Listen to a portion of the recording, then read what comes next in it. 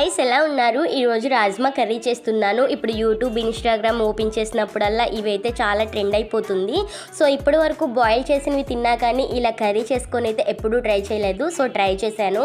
ఎంత టేస్టీగా ఉందంటే ఇది పుల్కా, చపాతీ, పరోటా, జీరా రైస్, బగారా రైస్, పులావ్ దేనిలోకైనా కానీ పర్ఫెక్ట్ కాంబినేషన్ అండి. తిన్నారంటే ప్లేట్లు వెళ్ళిపోతూనే ఉంటాయి. మా హస్బెండ్ అయితే ఫస్ట్ టైం తినడం చాలా బాగుంది అన్నారు. సో ఎలా చేసుకోవాలంటో రెసిపీలోకి వెళ్ళిపోదాము.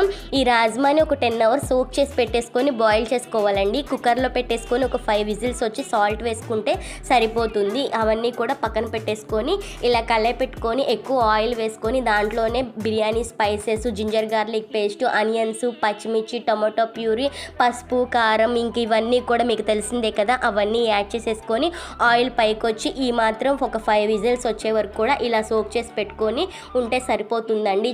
చాలా బాగుండిద్ది. మీ ఇంట్లో ట్రై చేశారంటే మాత్రం ఇంకా అసలు వదిలిపెట్టరు. నేనైతే ఇదే ఫస్ట్ టైం కర్రీ చేశాను. ఇలా కొంచెం బాయిల్డ్ అయితే సరిపోతుంది. అప్పుడే టేస్ట్ చాలా టేస్టీగా ఉంటుంది. సో ఇలా వేసేసుకొని ఇప్పుడు బాయిల్డ్ అయిన వాటిని కూడా దీనిలోనే పెట్టేసుకొని హై ఫ్లేమ్లో ఒక 10 మినిట్స్ మూత పెట్టేసి వదిలేసేయండి. బబుల్స్ పైకి వస్తాయి కదా, ఆ టైంలో చూడండి ఎంత టేస్టీగా ఉంటుందంటే. ఇంకా మీకు కావాలంటే బిర్యానీ స్పైసెస్తో పాటు ఇంకా కొంచెం జింజర్ గార్లిక్ పేస్ట్ వేయడం వల్ల కూడా టేస్ట్ చాలా బాగుండిద్ది. సో ఇలా బబుల్స్ లాగా వచ్చినప్పుడు కొంచెం కొత్తిమీరతో వేసుకొని ఇంకా ప్లేట్లో సర్వ్ చేసేసుకొని తింటూ ఉండండి.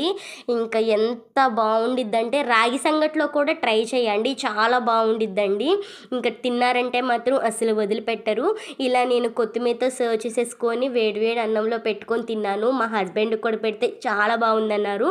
నేను దీనికి కాంబినేషన్గా బగారా రైస్ చేశాను. ఆ రైస్ కూడా నెక్స్ట్ వీడియోలో పోస్ట్ చేస్తాను. వీడియో నచ్చితే సబ్స్క్రైబ్ చేయడం మర్చిపోకండి. Thank you.